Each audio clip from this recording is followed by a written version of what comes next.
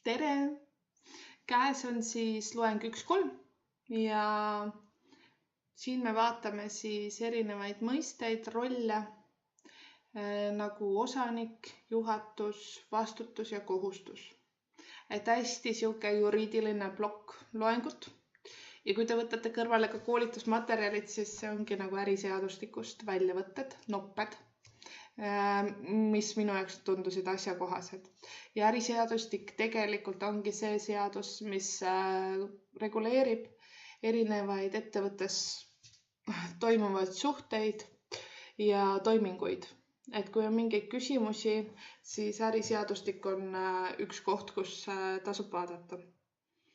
Ja praegu selles loengus me keskendumegi siis erinevate mõistete selgitamisele, nagu osanik, aktsionär, juhatus, dividendimakse võin ära kirjeldada, osakapital ja nii edasi.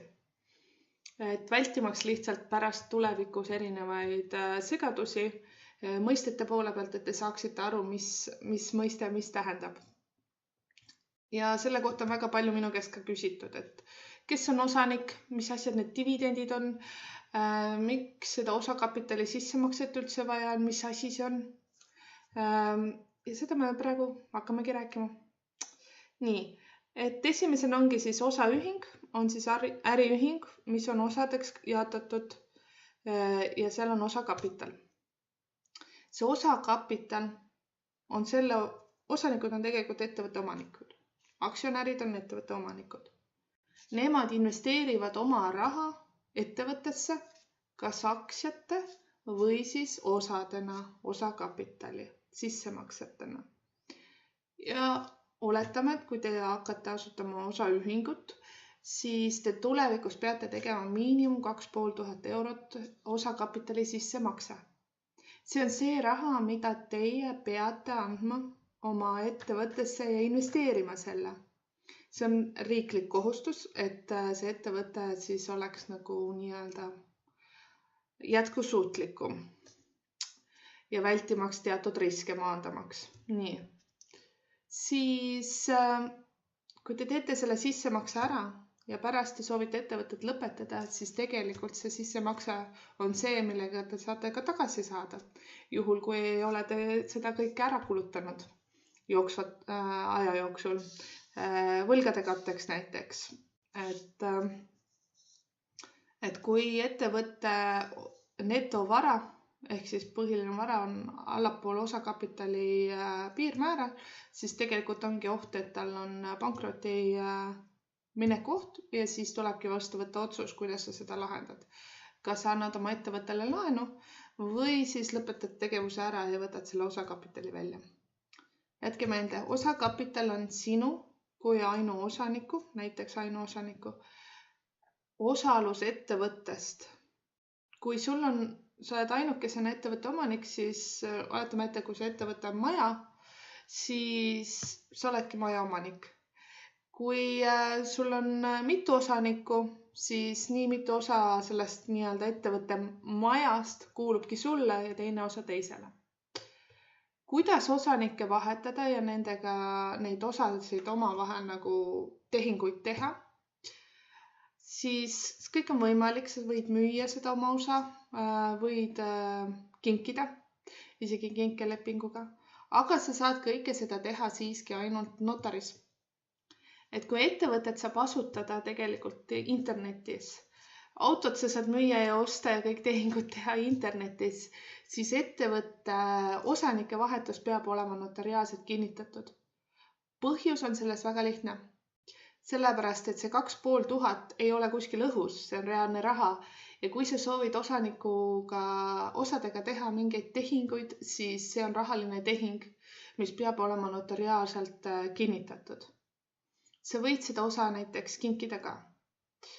Üldiselt see, kes sinu osaühingus osanik on selline info, et riiklikes andmebaasides väga raskesti nähtav. Alati, keda me näeme, on juhatuse liige, on ju. Aga nemad on tegelikult juhatus, me jõuame juhatuseni. Nemad on juhtorgan lihtsalt. Et omanik on osanik. ja nii mitu eurot sul seda osa on, nii mitu protsenti sa sellest ettevõttest omanik oledki. Ja 2500 on siis see miinimum ja nii on. Oluline piirang on see, et sinu ettevõte ei tohi sind kui eraisikut kuidagi nii-öelda toetada, aidata. Ta võib, aga sellega seoses tulevad ka erinevad maksukohustused. Ja sinu osaühing ei tohi anda sulle laenu. Sina võid oma ettevõtet alati aidata. Ja sa ei pea küsima isegi intressi, sellepärast et see on sinu investeering ja see, et see ellu jääks, on lubatud sinna raha tampida sisse küll ja küll. Ehk siis, kui on finantsilised raskused, siis sina võid oma ettevõttele osanikuna laenu anda, aga sinu ettevõttes sind ei tohi aidata. See on kohe automaatselt erisoodustus või siis varjatud töötasu ja nii edasi, et sealt tuleb mingi maksukohustus peale. Ja kui me räägime ka tütar- ja emaettevõtete teemast, tütar- ja emaettevõtted on siis sellised, et kui muidu on osanikuks on eraisik, aga sul võib ka olla teine ettevõte, iseenda ettevõtte osanikuks. Mul on üks vahva raamatupidamise klient selline. Ta on ühe mehe ettevõte, aga ta otsustas, et ta teeb ühe sõbraga teise ettevõtte juurde ja selle uue ettevõtte osanikud ja omanikud ei ole eraisikud, vaid juriidilised isikud ehk siis ettevõtted. Ja see on omaette maailm, kuidas nagu üldse sellisel kujul majandusaasta aruannet teha raamatupidajana. Ja sealt tulevad ka lisa nagu jälgimisi just selle omavahel tehingute vahel. Et ei oleks nagu eriolukord või soodustatud üks tehingu pool. Miks need piirangud tegelikult on loodud? On selleks, et meil oleks õiglane konkurents ettevõtluses siin. Miks selle OÜ-tamise peale nagu vahepeal tõsteti kisa? Oligi sellepärast, et need, kes seda OÜ-tamist ei kasutanud, nende teenuse hind oli kallim, kuna nemad maksid töötasu selle eest. Ehk siis nemad pidid maksma ka makse ja nemad ei saanud pakkuda seda hinda, mis OÜ-tajad pakkusid sama teenuse eest. Ja tegelikult kõik need piirangud seaduses ongi mõeldud selleks, et me kõik oleksime võrdsetel alustel konkurentsis siin ettevõtlusruumis. See on nagu oluline märksõna, mida nagu meeles pidada. See ei tähenda seda, et sa ei võiks OÜ-tada või optimeerida oma tegusid, aga lihtsalt see on üks lähtepunkt, millest sa võiksid mõtiskleda, millel võiksid mõtiskleda, ütleme nii. Siis lisaks osakapitalile on ka reservkapital. See on tavaliselt 10%, kui ei ole põhikirjas teistmoodi märgitud. Ja see on siuke nagu formaalsus. Iga kord, kui majandusaasta aruanne saab läbi, siis kantakse see 10% kasumist, juhul kui on kasum, sinna reservkapitali. Lisaks siis osakapitalile, siis ta on mingi reserv, juhul kui sul juhtub ettevõttega midagi. Et see lihtsalt on. Ja alati sa saad seda osakapitali suurendada, vähendada saad siis, kui ta on suurem kui miinimummäär, 2500 peab alati olema. Enamasti bilansis see osakapital istub rahal, ehk siis kas ta on kassas või siis pangakontol. Seda rahaliselt sa saad tegelikult kasutada. Ta lihtsalt, ta on nagu rahana olemas, aga samas sa saad seda rahana kasutada ka bilansis, ta ei vähene, kuidas ma ütlen, bilansi teises pooles on nohu tulnud. Nii, aga nüüd me vaatame, mis need kullakallid omanikud ehk siis osanikud teha saavad, mis õigused neil on. Põhikirja muutmine on siis nende õigus ja siis osakapitaliga tehtud igasugused tehingud ja majandusaasta aruande kinnitamine ja kasumi jaotamine. Kuigi reaalselt, olgem reaalsed, et tegelikult minu arvates elektrooniliselt kinnitab majandusaasta aruande siiski juhatus, aga kohustus on enne teha üks koosolek, kus siis kinnitatakse see sellisel kujul ära ja otsustatakse, kuidas kasum jaotatakse ja otsustatakse, kuidas kahjumiga tegeletakse. Et audiitor, erikontroll, kui on nagu vajadus, audiitorkontroll tuleb väga suurte piirmäärade puhul teemaks, et ettevõtte puhul ei ole see nagu üldse teema. Nii. Ehk siis põhiline, mida nad teevad, siis ongi, kutsuvad ka kokku juhatuse ja valivad juhatuse liikmed. Kui sa asutad oma ettevõtte, siis enamasti ongi siis seesama osanik on ka juhatuses. Ehk siis ei ole mõtet eraldi toota, et ma määran iseennast juhatusse dokumenti. Ja tänapäeval on ta elektrooniliselt hästi nagu bürokraatia vabaks tehtud ka, et sul ei ole vaja lisaprotokolle ja asju sinna lisada. Alguses oli vaja rohkem. Ehk siis mulle tundub praegu siin, et kuna see äriseadustik kehtib selle aasta lõpuni, siis siin on väga palju selliseid jäänukeid sees seadusandluses, mis kohe muutuvad ja kohanevad selle praeguse ettevõtluskeskkonnaga, mis võimaldab kõiki asju elektrooniliselt teha. Et nagu ka majandusaasta aruanded on nagu lihtsustatud ja nii edasi. Et mõnes mõttes meie elu läheb lihtsamaks. Nii. Kui me jõuame nüüd juhatuseni.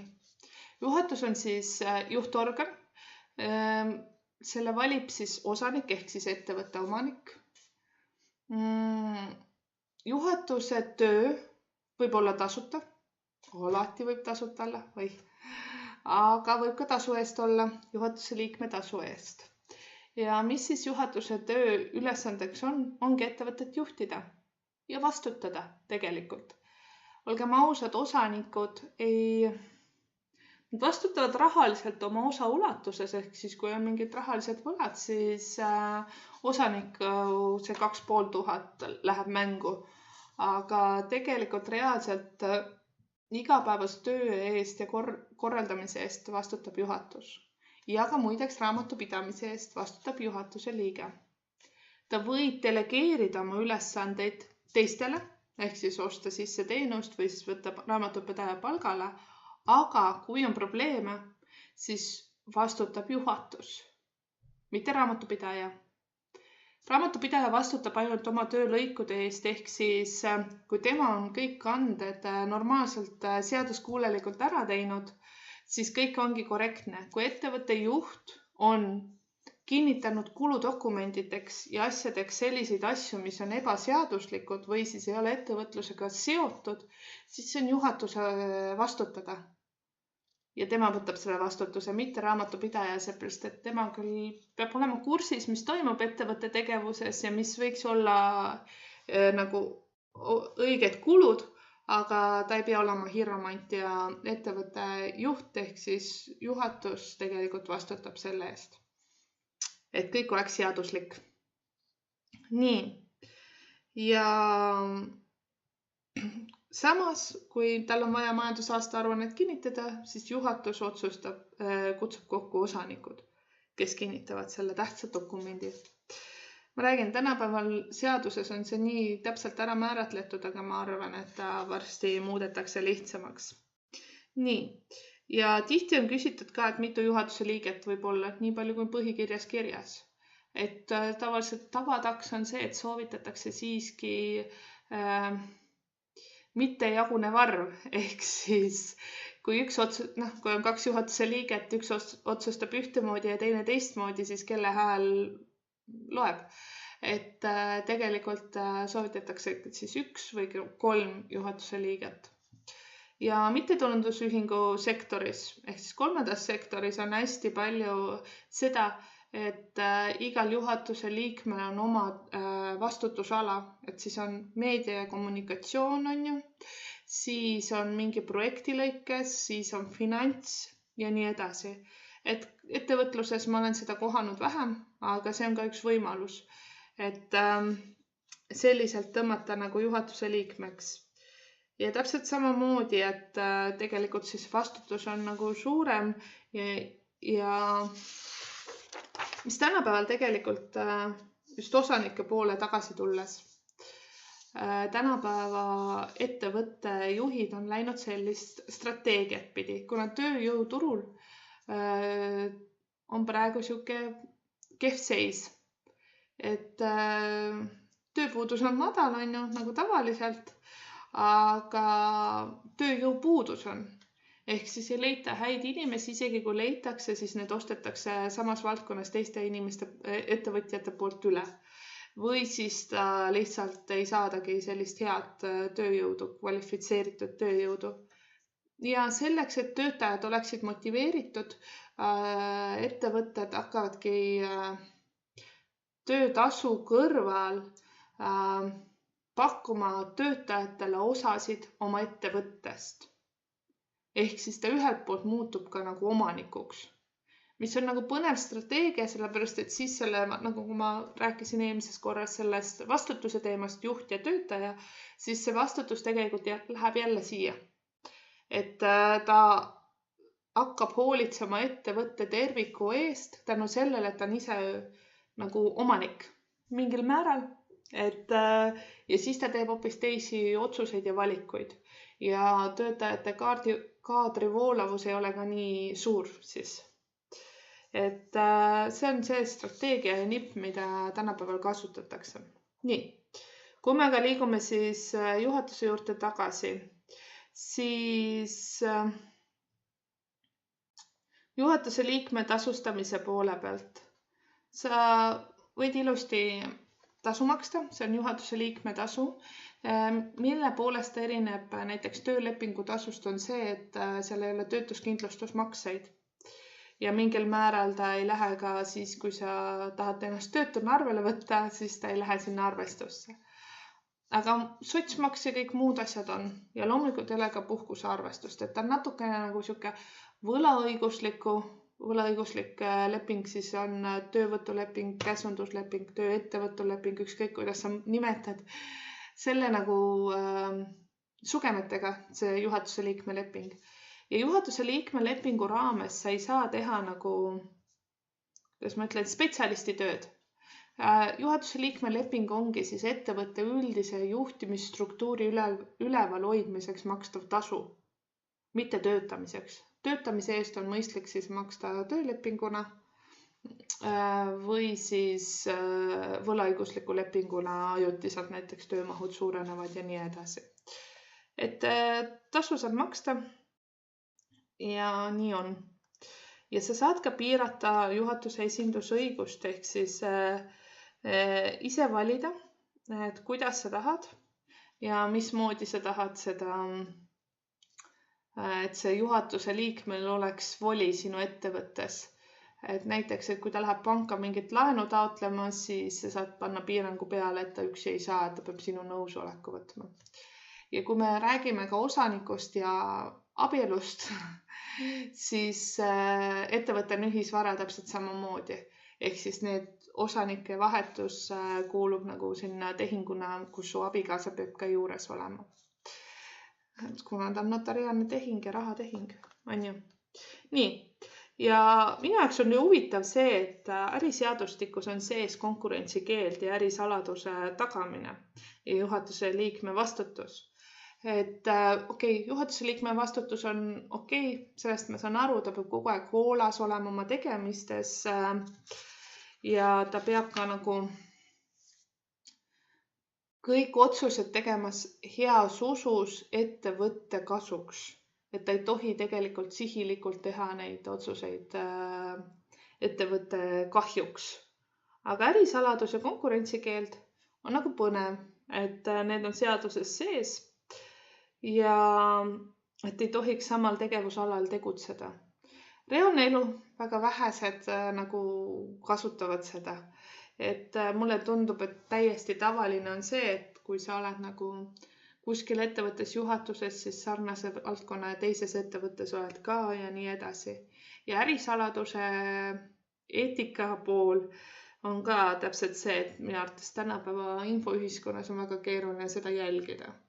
Kui me räägime töötajatest, siis need klauslid on töölepingu seaduse järgi võimalik ka sul töölepingusse sisse panna, aga töötajale sa peaksid maksma tasu selle eest.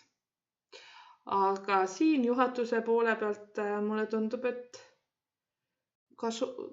tasu sa selle eest maksma ei pea. Et suhteliselt karm on see nagu juhatuse roll ja vastutus oma otsuste eest. Et sellepärast on ka, kuidas ma ütlen, on ka mõistlik siis ainuosanik ja juhatus hoida üks ja sama. Et ma väga nagu ei kiirustaks ise, kui keegi mulle pakuks juhatuses kohta. Et ma ei tea, kas see hüved ja siis need nagu vastutus on nagu tasakaalus minu jaoks. Et pigem olen iseenda ettevõttes see juhatuse liige. On ju. Nii. Mis ma veel räägin dividendidest ja räägin. Dividendid on siis see rahaline hüve, mis osanik ehk siis ettevõtte omanik saab oma investeeringust ettevõttest tagasi kasumi näol. Dividende saab määrata ainult siis, kui sul majandusaasta aruandes on näha, et see on kasumis. Ja dividendi määramiseks tehakse otsus ja see otsus peab olema jälle heas usus, heas tahtes, et see summa, mis sa dividendina välja võtad, ei kahjusta ettevõtte äritegevust ega majandustulemusi. Et ta kuskil ei ole kirjas, et nii mitu protsenti kasumist sa võid maksta välja. Mitte kuskil. See on siuke nagu sisetunde eetika küsimus, et väga palju minu käest küsivad, et palju ma võiksin dividende välja maksta. Et see on sisetunde küsimus. See on dividend on põhimõtteliselt see hüve, rahaline hüve, mis sina kui osanik saad selle eest, et sa selle 2500 sinna raha panid. Ja kui me räägime asutamisel, tihti öeldakse, et nii, et kuidas siis on, et see 2500, et okei, teeme nii, et sa võtad selle sõbralt laenuks, on ju, paned enda isiklikule kontole, maksad selle ettevõtte osakapitali ära ettevõtte kontole ja siis võtad kassana välja. See on kõige levinum strateegia. Tihti küsitakse ka, et kuule, et ma saaks dividende maksta samas määral, et kas seda ei saa kuidagi osakapitalina tekitada. Ei saa. Selles suhtes, et isegi kui su ettevõttes on kasum 2500 ja rohkem, siis see ei lähe automaatselt sul osakapitali sissemaksaks, sest et see lähtepunkt on erinev. See ei ole siis sinu investeering ettevõttesse, vaid kui ettevõte on teenib nii palju kasumit, siis see on ettevõtte raha, mida omakorda ettevõttesse sellisel kujul investeerida ei saa. See peab sinu eraisiku taskust tulev raha olema. Seda kasumit saad siis, et maksad enda dividendid välja, maksad endale maksud, tulumaks ära endale eraisiku kontole ja siis sa teed selle eraisiku kontolt sissemakse osakapitali ettevõtte kontole. See tundub väga siuke nagu ühelt kontolt teisele ja ma ei saa aru, miks seda üldse vaja on. Aga seal on hästi suur erinevus selles, et see on sinu isiklik eraisikuna panus oma ettevõttesse. Sa saad seda teha ka mitterahaliselt. Põhikirjas tegelikult kiirmenetluses on rahaline sissemakse. Et seal ei olegi võimalik mitterahalist määrata, sest põhikiri on automaatne. Aga muidu tegelikult on ka mitterahaline sissemakse lubatud, kui põhikirjas on nii ära määratletud, mitu protsenti võib olla mitterahaline sissemakse. Ehk siis, kui me võtamegi näiteks aiatöö on ju ja sul on olemas murutraktor, mida sa oleksid valmis ettevõtte kasutusse andma, siis see ongi sinu osakapitali sissemakse, sest see on sinu eraisiku investeering ettevõttesse. See, kuidas ta mitte rahaliselt kajastub, ongi see, et sa vaatad, mis on selle murutraktori selle näiteks, ta on näiteks vana juba mitu aastat kasutatud, võtad soov.ee-st mingi müügikuulutuse, sama firma oma on, keel läheb sõlme, firma oma on ja vaatad, mis see hind on. Ja sa tegelikult ise hindad selle murutraktori hinna, mis on nagu reaalne turuhind. Ja kui sa tahad, sa võid selle soov.ee kuulutuse printida kuskilt välja ja jätta endale dokumentide juurde ka.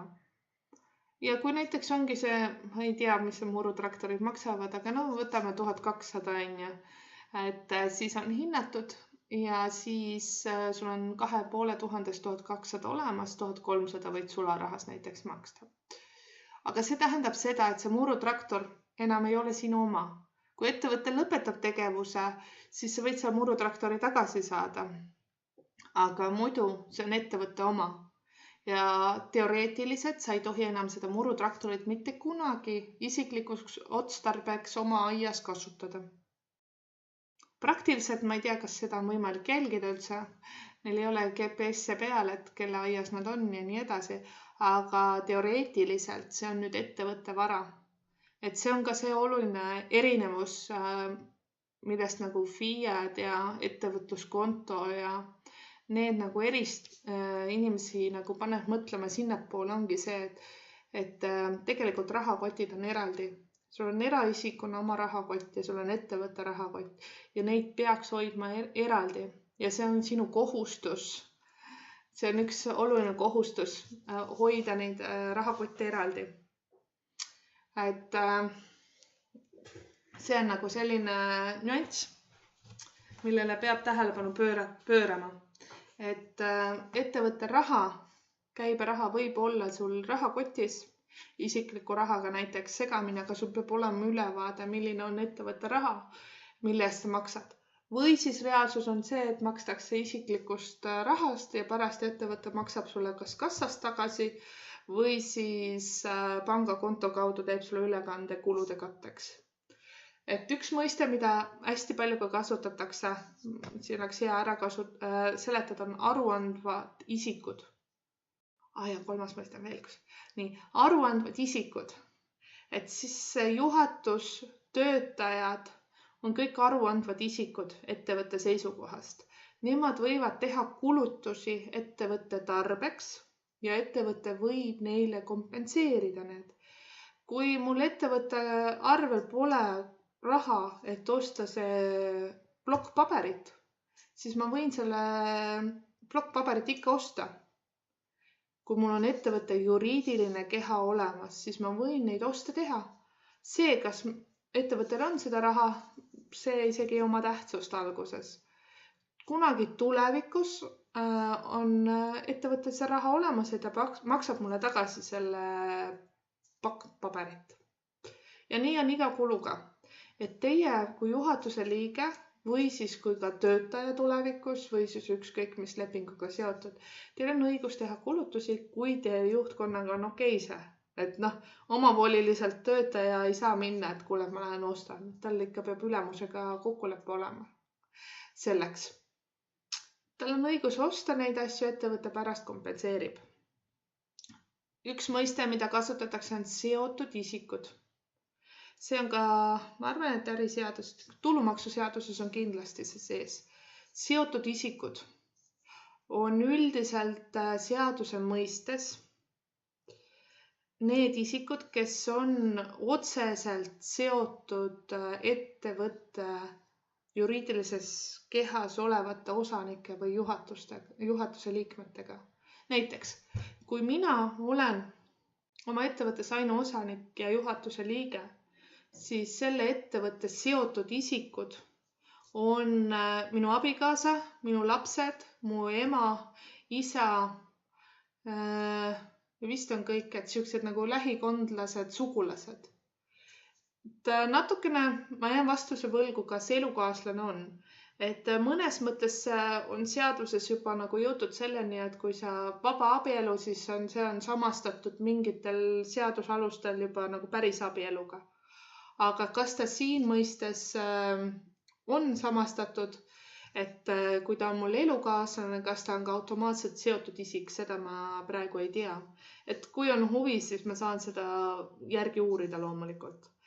Et miks see mõiste seotud isikud on välja toodud üldse? Sellepärast, et seotud isikutega tehingud on suurema tähelepanu all. Kõik laenud, kui ettevõte annab laenu eraisikule, ettevõte võib ju oma raha välja laenata, mitte osanikule, see on keelatud, aga teistele see võib olla tema põhitegevus. Kui ta annab laenu välja eraisikule, siis on reaalselt oluline jälgida, et see tehingupartner ei oleks seotud isik. Kui ta on, siis on väga täpselt vaja määratleda, mis see intressimäär on. Et see peab olema turuolukorras sobiv intressimäär, et sul ei tekiks sellist erisoodustust. See oli see lähtepunkt, mis ma rääkisin konkurentsi poole pealt. Kõik peame riigi tasandil võrdsel konkurentsis olema. Nii et ja erinevad näiteks seotud osapooltega tehingud, teenuse ost, kauba ost, müük neile on majandusaasta aruandes eraldi käsitletav, et sa pead ära näitama, kellega sa tegid tehingud, kui nad on sinu seotud osapool, et sa pead märkima selle. Et kui sul on vennal ka ettevõte, näiteks või õel ettevõte, siis te omavahel teete tehinguid, siis selle jaoks peab majandusaasta aruandes kirjutama, mis summas te tehinguid tegite. Miks? See on jälle see, et sul ei tekiks soodustust lähtudes sellest, et sul on sugulussidemed selle inimesega. Kui te teete tehinguid täpselt samal alustel nagu teiste inimestega, ehk siis kui ma müün raamatupidamisteenust ükskõik kellele või siis ma müün oma õe ettevõttele, siis see sama hinnastamise alus peab olema sama, siis on kõik korras. Nii kui ma teen talle mingit soodustust, siis see peab olema põhjendatud. Aga reaalne elu, keegi ei jõua väga neid jälgida. Lihtsalt nii infoks, et te saaksite aru, et kui keegi tuleb teile küsima, et lähtepunkt on selline. Peame olema võrdsed ettevõtluses kõikide tehingute partneritega, olenemata sellest, kas nad on meile sugulased või mitte. On ju? Nii. Mis on veel, mis on oluline rääkida kohustuste ja vastutuste ja rollide puhul? No, see on ka see, et kui ettevõtte tegevus ära lõpetada, siis määratakse likvideerija ja siis on ka oluline see, et see on äriregistris ilusti näha, et likvideerija kohustus on siis hoida need 7 aastat dokumente. Et 7 aastat on meil kohustus siis hoida oma algdokumente raamatupidamises alles. Põnev nüanss on see, et minu arvates Maksuametil on 3 aastat ja 2 aastat on kuskil arhiivis, ehk siis 5 aastat on neil olemas dokumendi, see kontrolli deklaratsioonid ja asjad ja kõik, mis neil on toimunud sinu ettevõttega tehingud. Aga sinul on siis 7 aastat olemas ja see on ka see asi, mida te peate jälgima, et kui te soovite näiteks dokumente kuskilt ettevõttest, siis teisel ettevõttel on ka kohustus 7 aastat oma dokumente alles hoida. Ja täiesti okei on näiteks ma klientidel küsin 4 aasta taguseid kuludokumente teistelt ettevõtetelt. Ja neil on kohustus seda mulle saata, sellepärast neil on ka kohustus see 7 aastat hoida alles.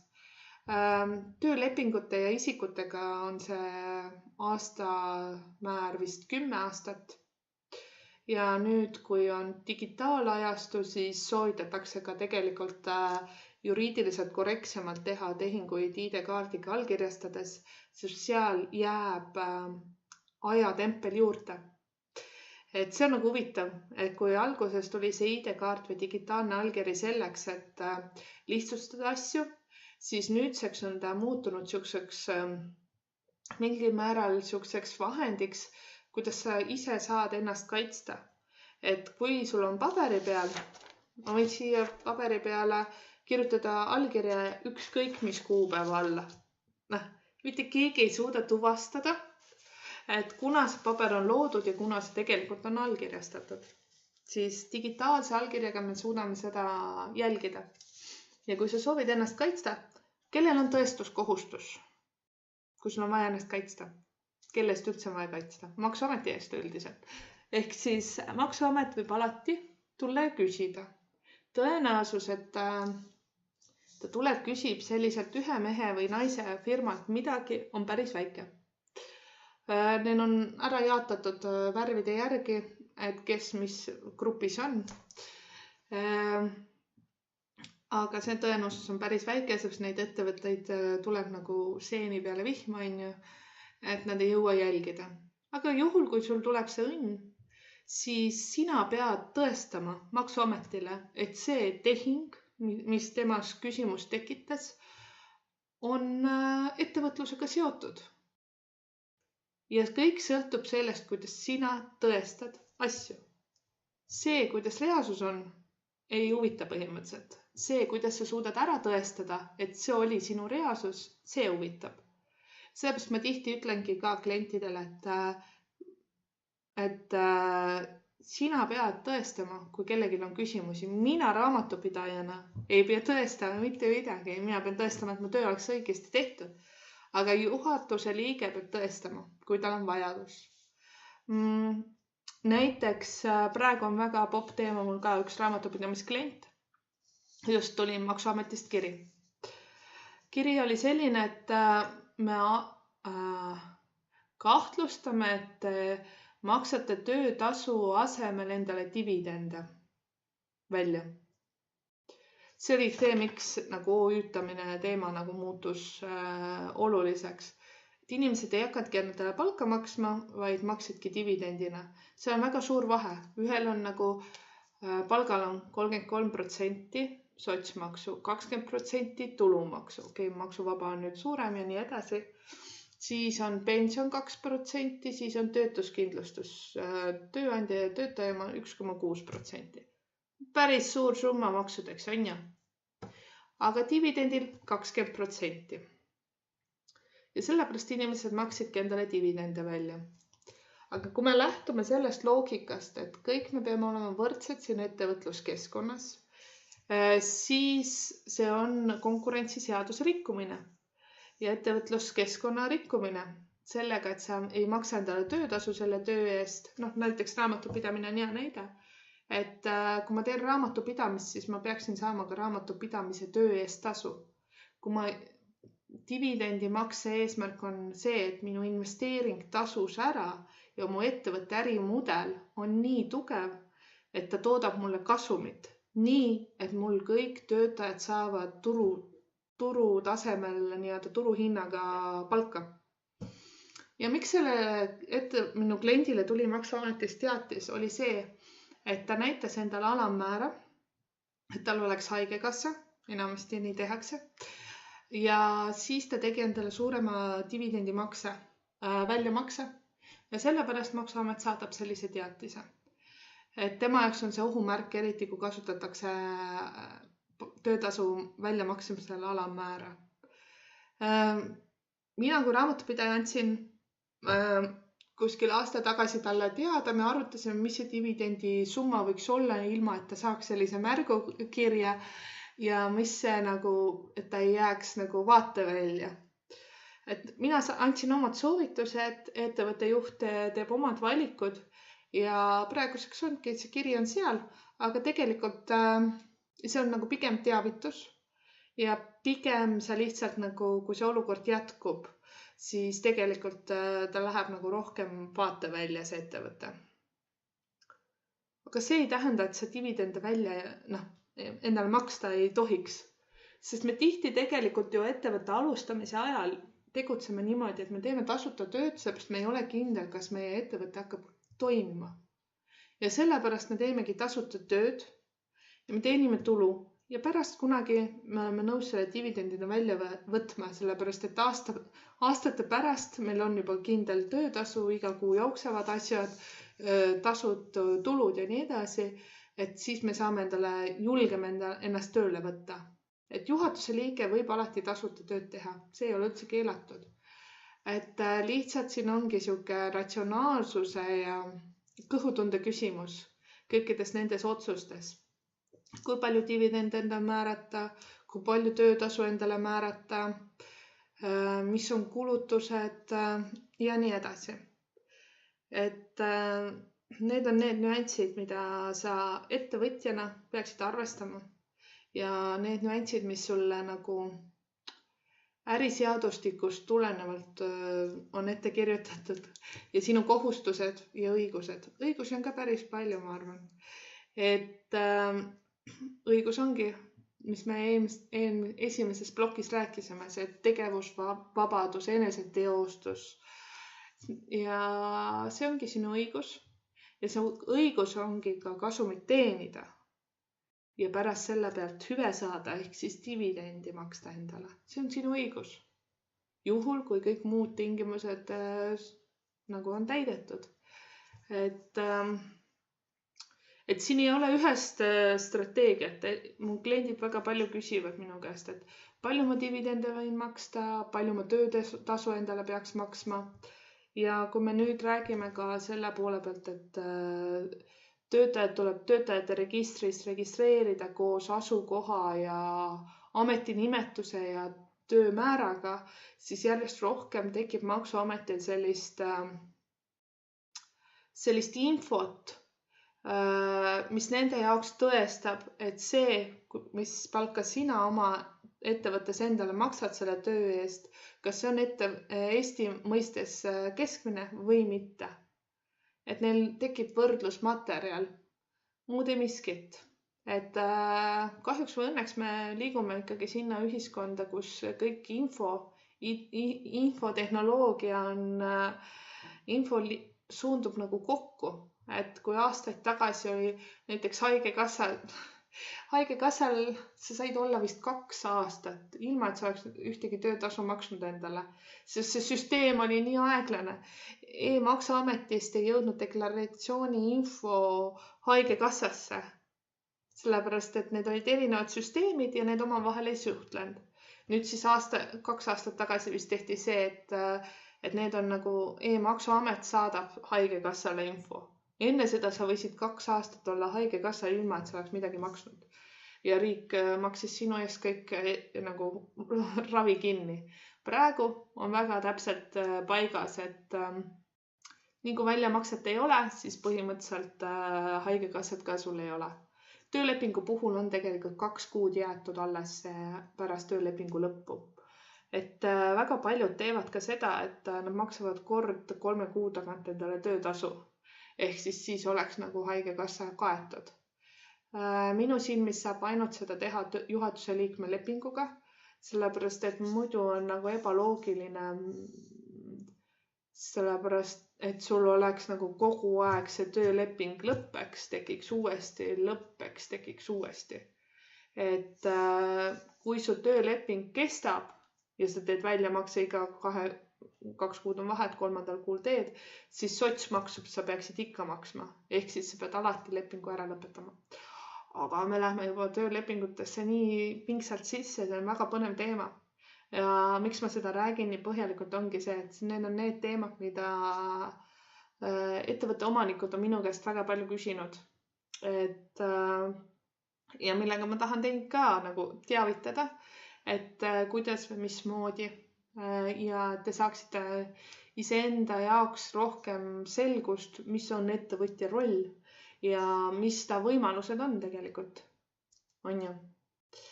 Ja mina, kui ma alati iga video vist lõpetan enda isikliku poolega, et kuidas minul on ettevõttes, mina maksan endale töötasu raamatupidamise eest ja ma ei ole täiskohaga tööl, vaid osalise koormusega, seepärast, et nii on ka. Ja olen maksnud ka endale dividende. Et osakapitali sissemakse ma sain tehtud vist tookord oligi mingi vaba raha oli, ma tegin selle sissemakse ära, et see istub mul kassas. Et see oli tehtud ja dividende ma alles maksin nüüd siin eelmine aasta vist esimest korda või midagi sellist, et ma ei ole mingi hullult agar dividendimaksja. Aga nüüd mul on plaan nagu rohkem iga aasta dividende välja maksta endale. Et olge julged kasutama kõiki võimalusi ja teadke ka oma vastutust ja kohustust. On selle loengu nagu loo moraal.